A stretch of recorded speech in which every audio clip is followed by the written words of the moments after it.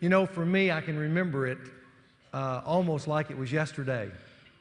Running out, jumping in our little car under a cold April evening in Portland, Oregon, racing across the Broadway Bridge, going down to the Kaiser Permanente Hospital.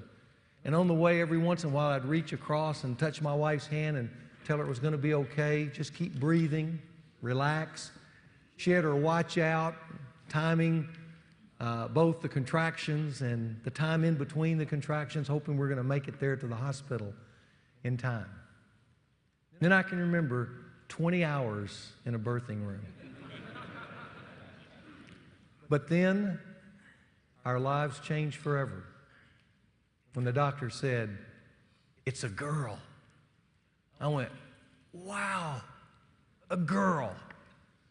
I'd never had a girl before. It was an incredible moment, dancing around the room. I was so excited because in that moment, I had been given in an instant two of the greatest gifts any man can ever have.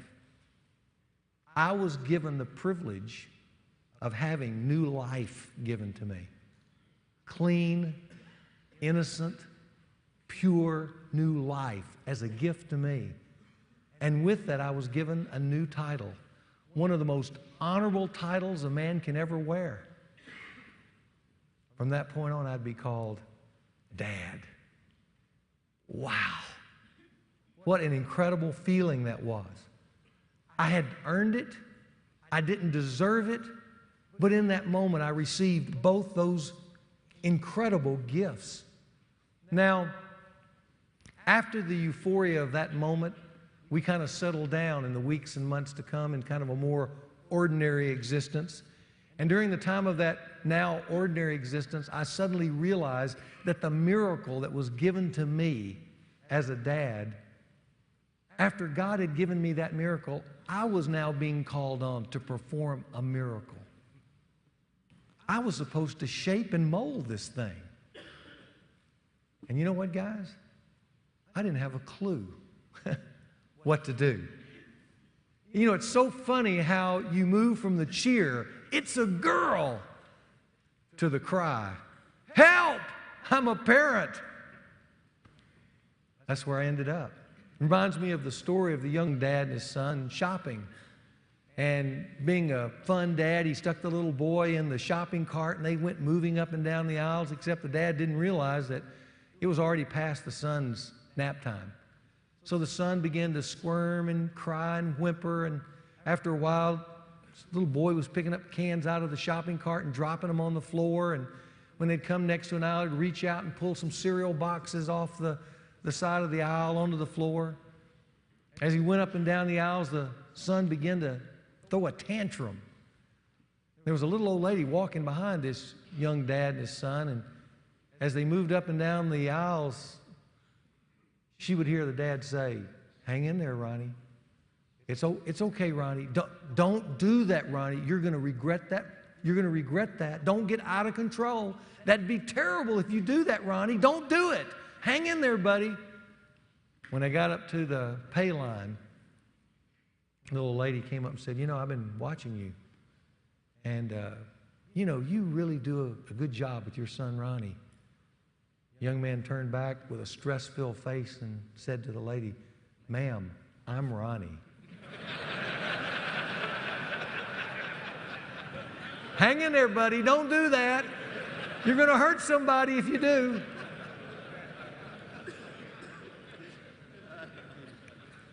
You know, men, fathering the future is both a thrilling and sometimes terrifying assignment. As someone once said, as parents, we are creators of human life, second only to God Himself. Whoa, that's an incredible assignment. You know, over the next 3 weeks, what I want to do is explore what it means to be a good dad. Today, we're going to kind of take a flyby of some big picture perspectives of parenting. Next week, we're going to get up close and personal, and I'm going to present to you a year-by-year game plan of how a dad raises a healthy son or daughter.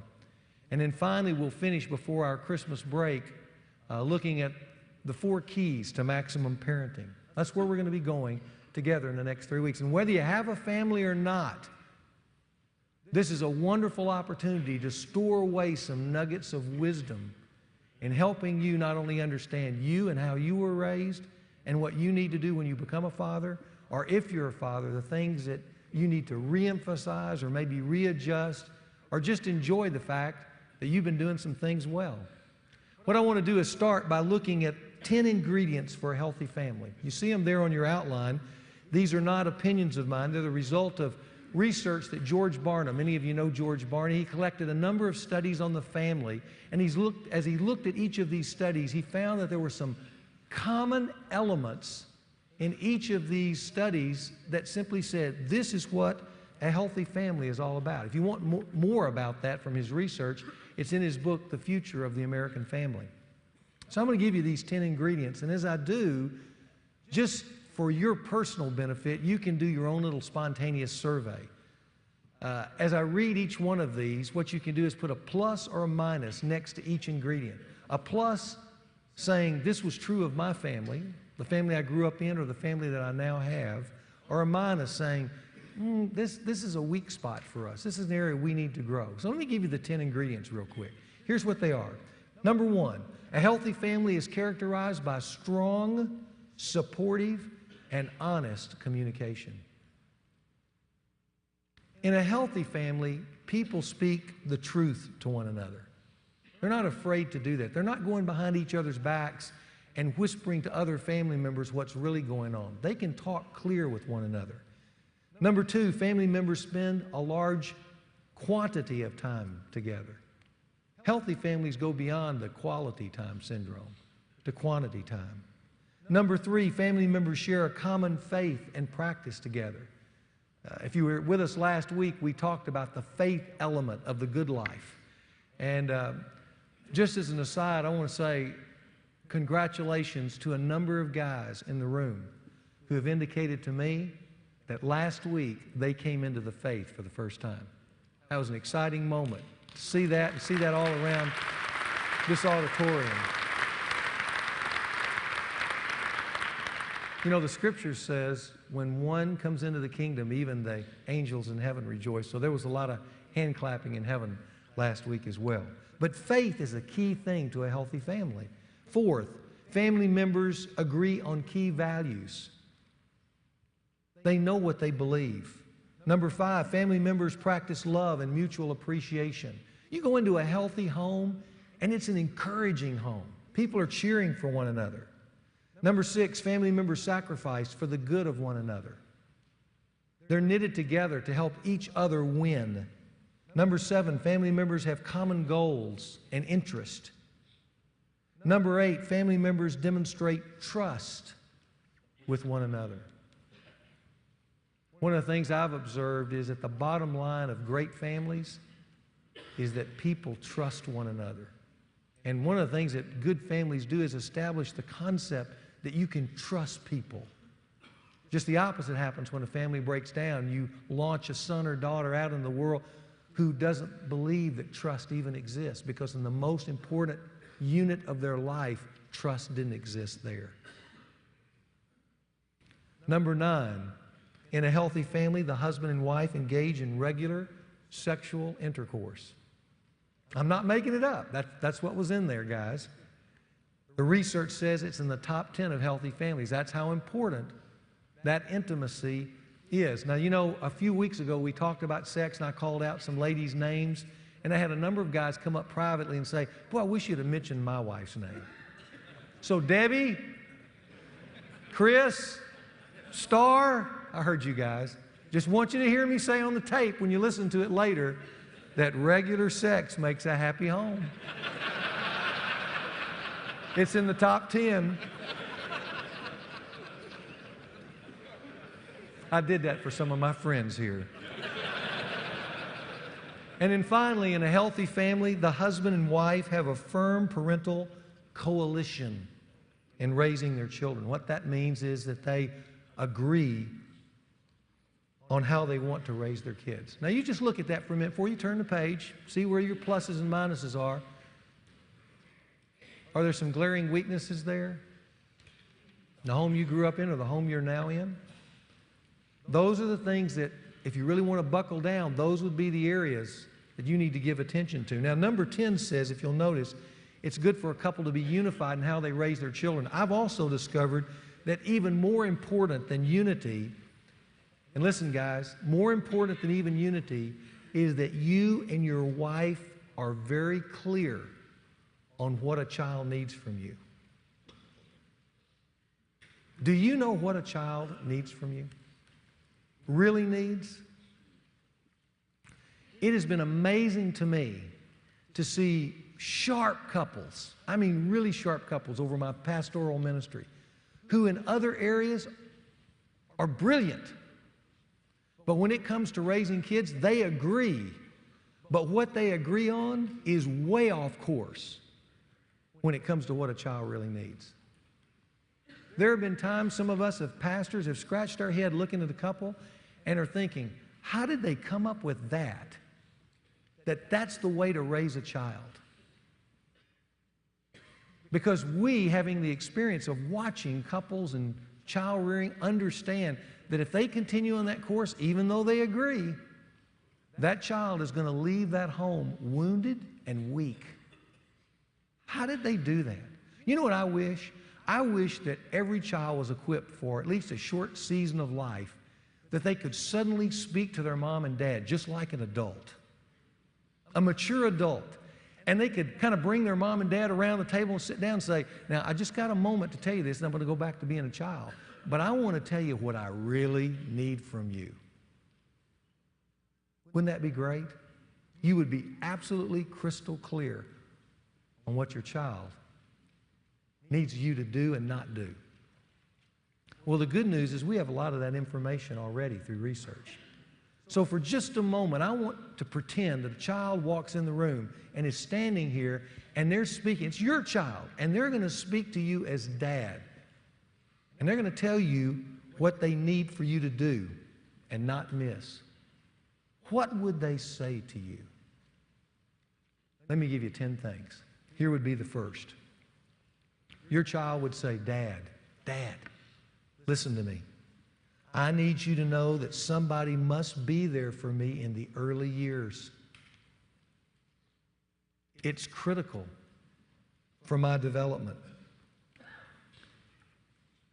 Most young moms and dads today do not know how vital the early years are, and how the early years and what goes on there makes the rest of life for a child. I want you to listen to psychiatrist Paul Meyer of the Minirth Meyer Institute. Here's what he says. One of the things I have learned in my psychiatric training is that approximately 85% of a person's ultimate personality is formed by the time he or she is 6 years old. 6 years old. Those first 6 years are obviously the most crucial for a child in his or her development. And yet look at our world. With all that research, that scientific study, where a child needs maximum attention, maximum round-the-clock love and attention. In the world of the 21st century, when a child needs that kind of attention, and we know it, is the same time we look at our world and see moms and dad increasingly giving their son or daughter to someone else as they pursue careers and other outside interests for themselves, not knowing how much that is what I consider risky business in the development of a child that could last for a lifetime. I have something here just to show you. You can look at it afterwards. But this is a report to the nation from the Commission on Children at Risk from the Dartmouth Medical School. A massive study on child development. And in this research, there were some startling findings with what we have today. Let me just give you one of the startling findings. They found that in young children, and I'm quoting here, a strong, nurturing environment in the early years is crucial to properly completing the development of the brain circuitry in a child. Now, let me just boil that down to what that actually means. It says when a child is born, the brain is still hardwiring itself. It hadn't completed the process. But amazingly, what completes the process is not so much biological as it is relational. Is that not shocking? If a child has a lot of love and attention, the brain will properly hardwire itself and create a way and a pattern of thinking that will be beneficial to the child for the rest of his or her life. On the other hand, if that child is born with that circuitry still in the formation process, and mom and dad are not there for that child, or their love comes up short, it's not as much as the child needs, what the research says is that rather than hardwiring itself properly, the brain goes a little haywire. It still completes itself, but it wires itself wrongly and completes itself wrongly. And what it does, it creates for the child problematic thinking and behavior patterns, listen, for the rest of their life. That they will have to use outside means, counselors, therapists, the hard realities of life, to help overcome that wiring that went haywire in the early years. So if a child could speak to a mom and dad, he or she would say this: Dad, give me your best in the early years. Don't leave me alone. Child psychiatrist Hugh Messeldine summed it up this way: for better or for worse, what happens to a child early in life lives on in them as adults forever. And you dad need to know that and lead out courageously in that.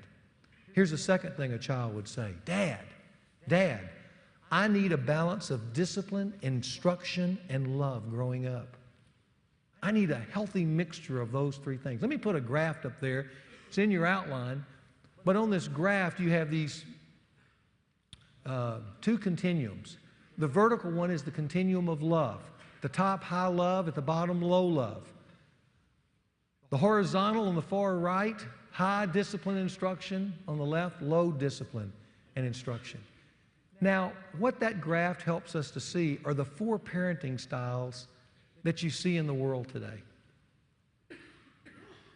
Let's look at each of the four. For instance, in the bottom left-hand quadrant, you have what I call the neglectful parenting style. Why is it neglectful? Because a child's growing up with very little love and very little discipline and instruction. Up above that is the permissive parenting style, where there's a lot of love, but not as much discipline and instruction. Then to the right of that is the authoritative parenting style, which is high love and high discipline and instruction. Then below that, the authoritarian style, which is low on love, but high on discipline and instruction. Now look at the quadrant, guys. Look up here and look at the quadrant and tell me, which one of those four parenting styles do dads naturally gravitate to?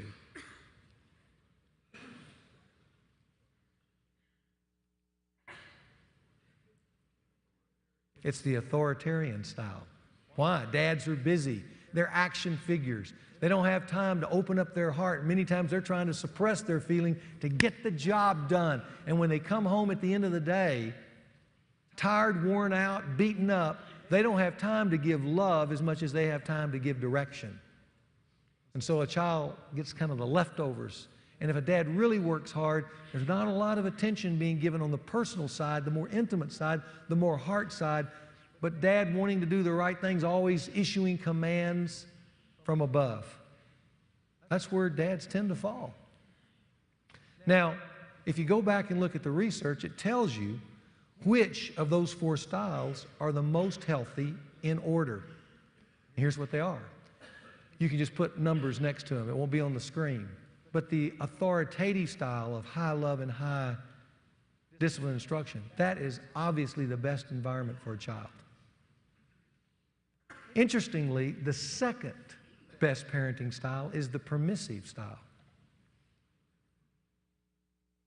where there's a lot of love even though there's not as much discipline and instruction.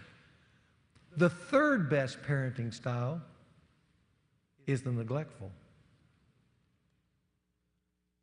Where the child's just kind of wandering around on their own. And the worst parenting style of all is the authoritarian style. You know what's interesting?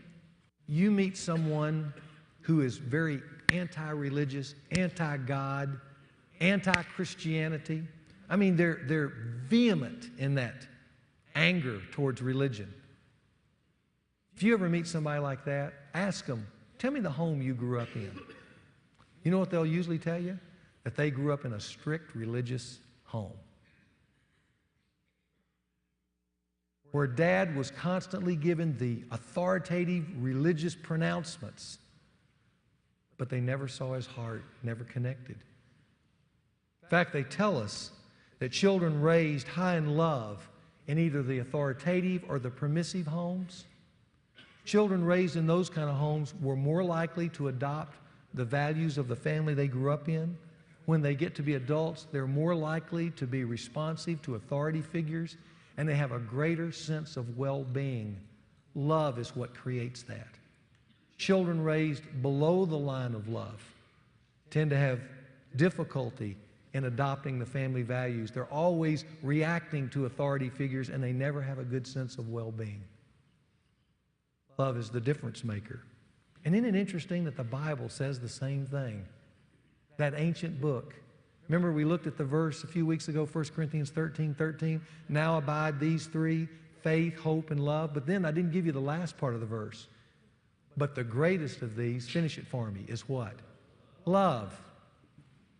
Love from a dad is the determining factor, the heart, the embrace, the cheers, the words of encouragement, the hugs.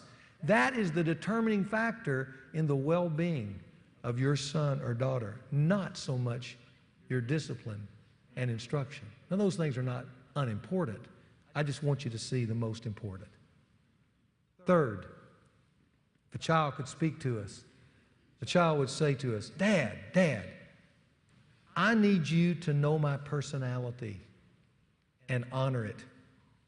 And the sooner, the better. I mean, we spent several sessions, didn't we, in the beginning, talking about living with your wife in an understanding way. And one of the ways you live with a wife in an understanding way is you know her personality. And then you begin to adjust to that personality.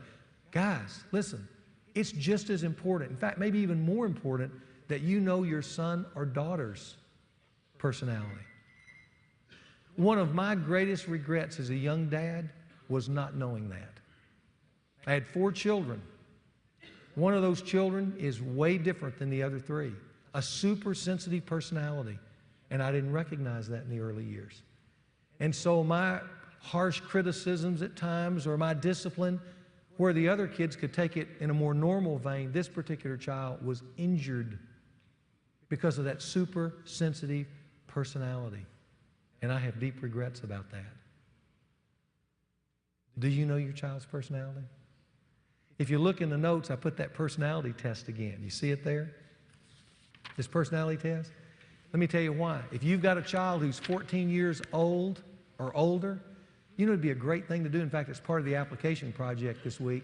It'd be good for you to have a date and give your child this test. You know how to score it, and you have the information that kind of gives the characteristics. It'd be fun for them. Just sit around, have a fun evening where you test their personality and say, these are some of the characteristics that come with those personality, and really emphasize the pluses. But it gives you a way of beginning to know their personality. If you've got a child who's under 14, I'd suggest that maybe you and your wife just sit down and take that test and kind of, I mean, you know them generally, and kind of do a general guesswork test for them. And at the end say, there's a good bet we've got a choleric or a sanguine or a phlegmatic or a melancholy, and talk about what that would mean in terms of your parenting style. But here's what I want you to know. The sooner you know your child's personality and begin to adjust your parenting style to it, the better. You take on a choleric head on, and let me tell you what you're going to have. You're going to have fights all the way through, because a choleric will fight you. You get down on a melancholy, you're going to bruise their spirit, and they're going to get depressed. You just need to know who they are and then adjust your parenting style based on who they are. And they want you to know that. And it's great when you can help them discover who they are and say how much you appreciate the kind of personality that they have. Fourth, a child would want to say, Dad, listen, I need you to discover my bent and actively support it. Proverbs 22:6 says, train up a child according to his or her bent. What is a bent? A bent is how God has gifted that child. No matter how they look on the outside, what are their gifts on the inside that need to be expressed? The one thing that you don't want to do as a dad, that so many of us dads tend to want to do, is to force them to become what you want them to be, rather than encourage and cheer for them in what God has gifted them to be. If they're not the athlete that you wanted when the doctor said it's a boy, you got to come to terms with that. If they don't want to be a part of the family business because they have no interest in selling tires or insurance or something like that, are you going to support that? I had one guy who was a physician who his whole life he'd been discouraged because he had left the family business not to be what Dad wanted him to be. And here he was, a top surgeon in town, still being depressed every day going to work because he hadn't gotten the salute of his dad. If your son or daughter is not as smart as you and your wife were, they just can't get it at school, that's not where they are. They're more mechanical. They like to do things with their hands. Are you going to support that? Are you going to cheer for that? Maybe a good question is, do you know the one or two things? Are you sensing the one or two things that your son or daughter is gifted in? And does that excite you? If it doesn't, they don't need to change. You need to change. You need to do internal business with you until you can allow them to be from your heart what God has gifted them to be. Because that's huge in the healthy development of a child. And by the way, the child is not yours.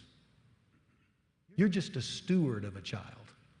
The child came from God and will go back to God. They're in your hands for a season to help them be what God gifted them to be. Fifth, a child wants to say, Dad, I need you to know this. Too much is too much.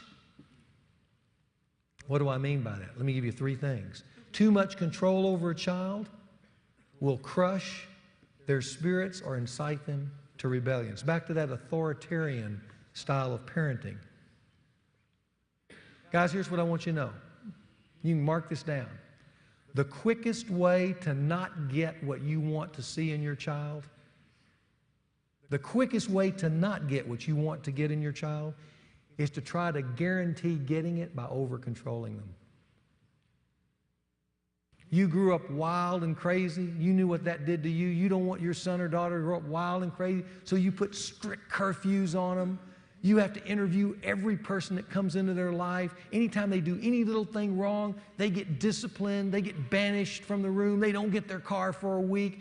You over-control to prevent them from being impure and immoral and out of control. And you know what you create?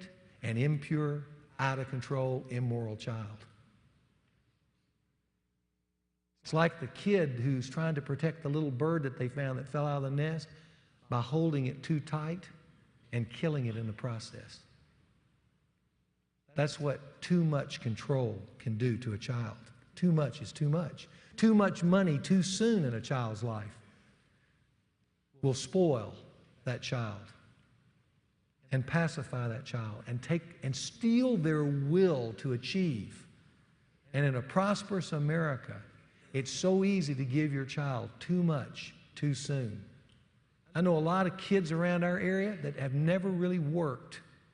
They'll go to college never having spent a summer really working hard. They don't know how to make up their bed. They don't know how to get to school on time. Why? Because mom and dad are doing everything for them, paying off everything. the speeding ticket, the wreck they had. I just want you to know, too much money is too much. Thirdly, too high of expectations is discouraging. I remember years ago reading an article on George Brett. Some of you maybe remember George from the Kansas City Royals, the great baseball player. In an article on George, he said that he grew up under a dad who only had one word for him: higher. Higher. And here he was, the most celebrated baseball player. And in 1980, he was flirting right at the top of having a .400 batting average. When the last game was played, he walked off the field having batted 390-something, the highest in the league. And he was greeted by his dad in the dugout with these words: 5 more hits and you'd have made it. You know, we dads are prone that direction. Over-instructing, over-correcting, but over-expecting in a child's life. We do it because we want our sons and daughters. I mean, it comes from a good place. We want our sons and daughters to be better. But when we press that all the time, we don't make them better, we make them bitter. And there are a lot of sons and daughters, and there are a lot of men in this room who even to this day, no matter what award you win, no matter how high you climb up the corporate ladder, no matter what things you achieve, and everybody's celebrating it but you, because inside you can still hear Dad tell you, well, what else are you going to do? Higher. Evidently, dads have that problem because there's a verse in the Bible specifically directed towards this over-expecting. It's in Colossians 3:21. Here's what it says. It says this: fathers, do not embitter your children, or they will become discouraged. Over-expecting is what does that. And dads are prone that direction. 6, your child would say this to you and to me: Dad, I need you to show me what to believe by living it. Remember the 60s song that's still played even to this day, Cats in the Cradle? I'm going to be like you, Dad. You know I'm going to be like you. I mean, the real message of that song was just simply this: values are caught much more than they're taught. We like to tell kids what to do, but that's not what they leave home with. You know what they leave home with? They leave home with you and what you did behind closed doors and what you valued and how you responded to those situations. That's how they leave home. They look like us. I love this note a friend sent to me the other day about his dad. He said this: my father is 73 and I still watch him. I am still learning from him. He has become a shining example to me of how a man, no matter his age, can overcome anything in life when he partners with God. And I want to be more than ever to be like my father. I want to have his heart and his character. I am motivated every day knowing my father is showing me the way and that my son is looking to me to do the same. I want my son to be as proud of me as I am even now of my dad. You know, when a son is born into the world, he's naturally born to believe in his dad. He will give his dad thousands of credit points even before dad has earned a one of them. But happy is the son who grows up and becomes mature in life and turns and still believes in his dad and embraces in a healthy way what his dad lived out. That's what a child would tell us. On the other hand, if a child could speak, a child would warn us with these words. The child would say, Dad, I need you to know, this is real important, Dad, I need you to know you can wound me for a lifetime.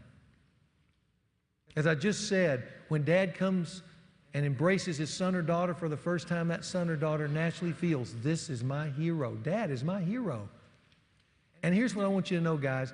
You will always be your child's hero, no matter how you live. There's just something that can never let go of that. And if you do good things, then hero and you become one and the same. They become integrated.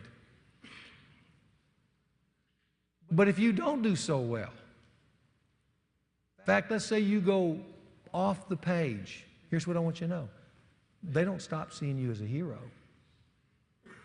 They just start struggling with how to match what you're doing and how you lived with that word hero. And it becomes confusing to them. They don't understand how a hero would betray mom. They don't understand why a hero would be defined with leaving us, never having time to interact with me, too busy to be involved with me personally. They have a hard time matching hero with the double life that they see you living behind closed doors when you wear a different face on the other side of the family home. They have a hard time matching up hero with an over-controlling dad, or a dad who abuses them with anger, or a dad who tries to buy them off with stuff. How does that interpret in Webster's as hero? They can't figure it out. They keep trying to make it work. Here's what I want you to know. They never let go of the word hero, but they experience what that dysfunctional definition does. It wounds them for a lifetime. They go out into the world angry, with rage, with depression, with addiction, with confusion, and pure pain. And they carry it. And we've seen it in other men's fraternities when we talk about dad. Guys in here, doing great in life, crying their eyes out because when you even touch that subject, they suddenly get re-engaged with this hero that let them down or abused them. And they don't know how to reconcile that. And they're encouraged here that they got to go work that out with dad, because they'll never be at peace until they do. That's how important you are as hero. 8th, the child would tell us this: Dad, I need you to adjust your leadership style to me as I grow. When I'm a young child under 13, I need you to be my coach. And as my coach, I want you to direct me and protect me and control me. But when I hit 13, between 13 and 18, I need something different from you. I need you to change. I don't need a coach anymore. I need a cheerleader, an encourager. And if you try to coach me as a teenager, here's what you're going to get. You're going to see me roll my proverbial eyes, give this deep sigh. And if you keep pressing me, you're going to get resistance and even rebellion. And you know why? Because between 13 and 18, I'm trying to differentiate from you, Dad. I'm trying to become my own person. I need space from you. I need to know that I'm an individual, not wedded to you for life. But just at that time where they're trying to step out on their own, that's a very insecure time. They've never done that before. And so it's not that they don't need you. They just need you to be different in your parenting style. What they most need in those teenage years is a cheerleader and an encourager.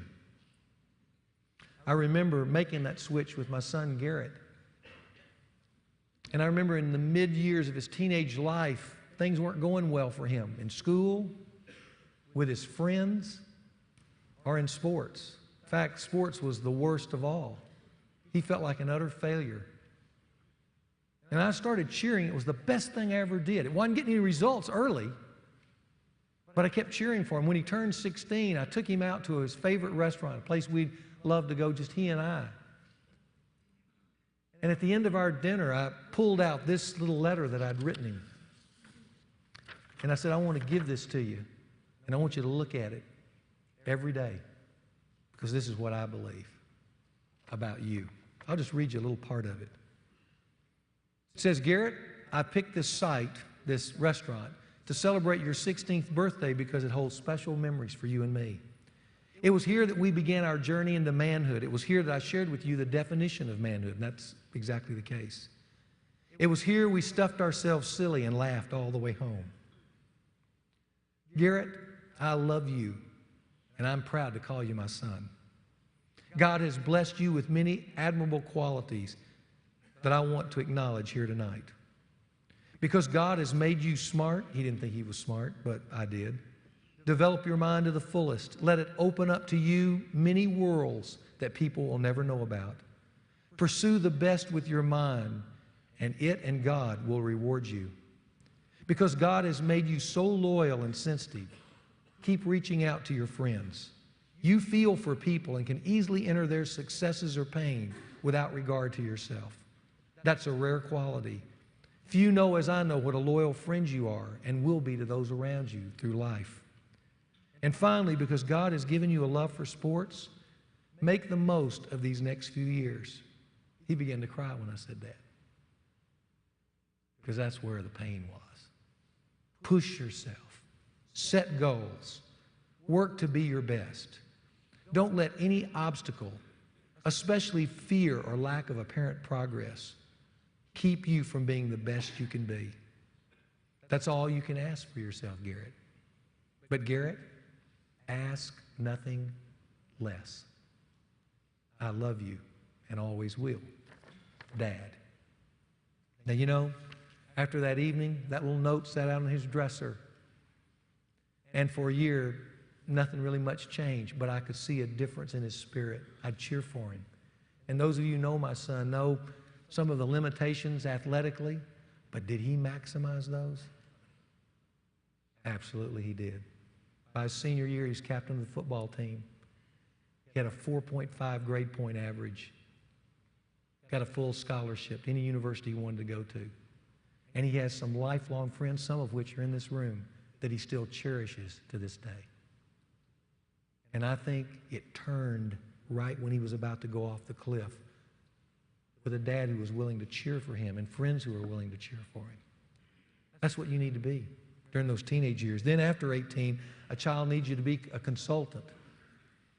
And that is, they invite you in when they need you to come in. You don't go into their life uninvited, but they need you at times to come in and listen and support them. Ninth, the child would say to you this: Dad, I need you to make some great memories with me to live on. One of the things I've discovered listening to guys tell their story, and also this is in textbooks as well, is that there is, listen guys, this is really important. There is a direct correlation between the memories we choose to keep in our mind and the lifestyle we live. Isn't that amazing? The memories, we have selective memories, but the memories we choose to keep reinforce the lifestyle and are the support system to the lifestyle that we choose to live. And therefore, great memories help create a great lifestyle.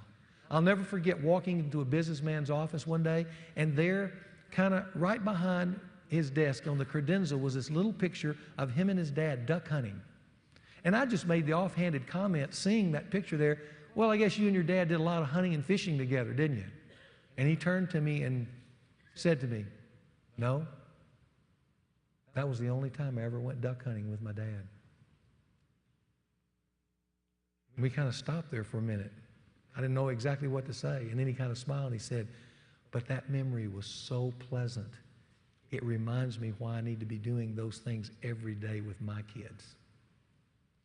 And I thought, wow, one moment with Dad duck hunting, the only time he ever went. He took that one memory and stuck it there, and it has shaped his entire parenting. That's how important memories are. Making great memories are important. You know, years ago, since I'm speaking of great memories, I took my son Mason and his friend Walker up this mountain. 12,000 feet. Scared me to death all the way to the top. But we went. We belayed up. That's a picture of us getting ready to go. And then we rappelled down this mountain. And we made an incredible memory. So much so that after it was over, my mountain guide, Russell Rainey, and myself got together and decided to create a father-son adventure program in Jackson Hole, Wyoming, called Christ in the Tetons. And I've got the web address in your notes for a reason, and that is this. It's a wonderful experience if you guys have a 14-year-old or up to go out and climb mountains and whitewater raft and fly fish and horseback ride and those kind of things, and then have these intimate father-son moments while you're talking about manhood for a week. You create this incredible memory. And if you'd like to know more about that, you can go to the website. And if you think, well, you know, my wife would like to do something like that, this year we're starting a mother-daughter adventure program out in Jackson Hole. But that's just so you can know that that exists. But the point is this: great memories at home help buttress a great lifestyle later on. And then lastly, but not least, a child would say this: Dad, I need you to love God and share Him with me. Children have a natural curiosity about God. You know that Dartmouth study that I showed you a moment ago that came out of this publication? It supports the fact that when children come into the world, their minds are wired, believe it or not, their minds are wired to believe in a transcendent being. They want to think up and bigger than themselves. And as a dad, you can either take advantage of that and help fill that curiosity with your relationship with God, or you can leave them wanting. But everything says that spirituality is essential to the well-being of a child. So, Dad, you need to be able to share that with them. Okay, guys, our child's going to leave the stage now.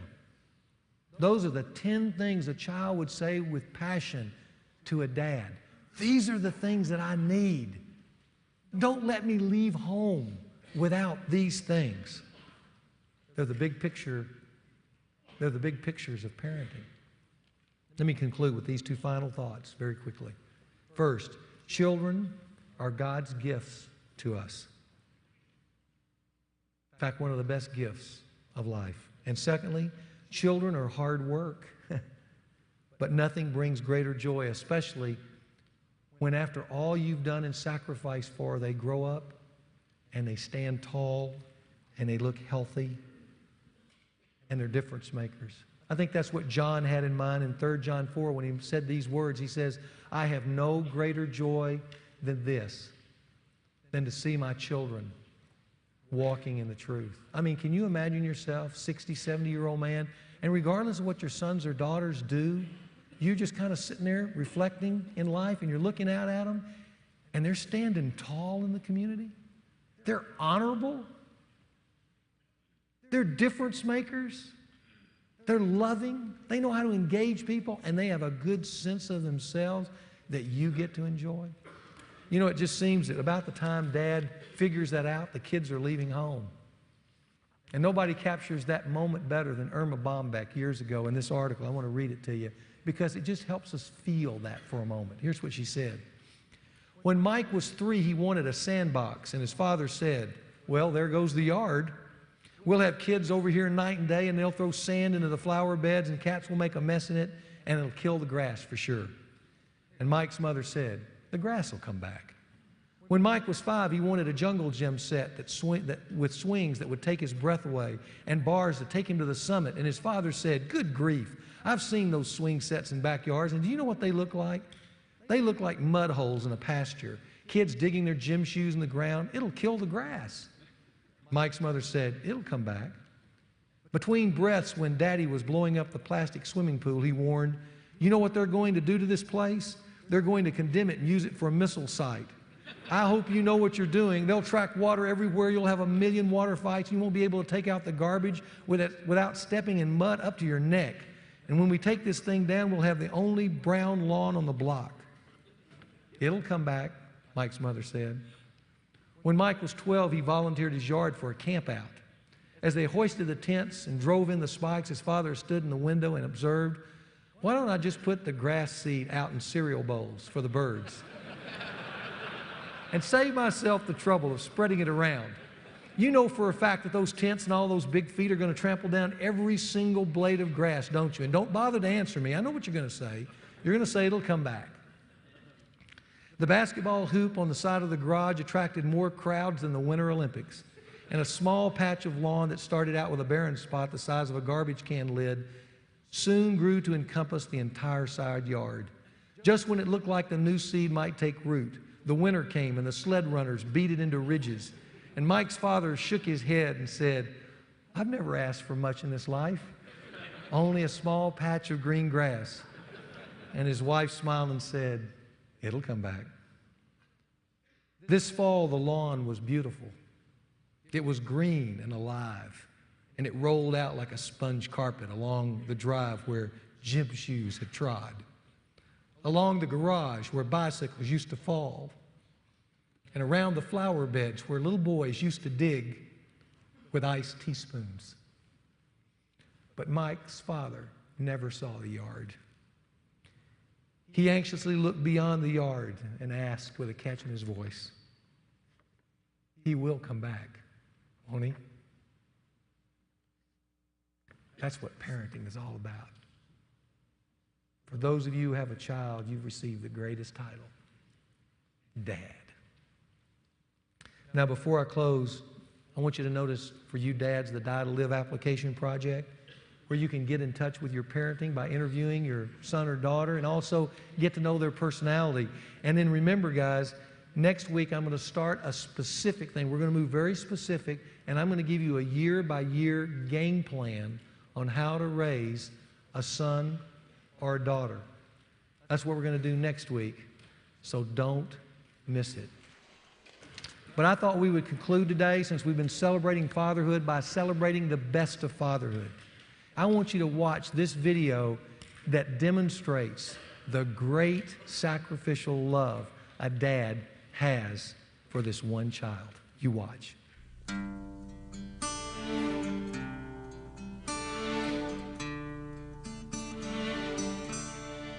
Who taught the sun where to stand in the morning? And who told the ocean you can only come this far? And who showed the moon where to hide till evening? Whose words alone can catch a falling star? Well, I know my Redeemer lives. I know my Redeemer lives. All of creation testifies this life within me cries. I know my Redeemer lives. Yeah, the very same God that spins things in orbit runs to the weary, the worn and the weak, and the same gentle hands that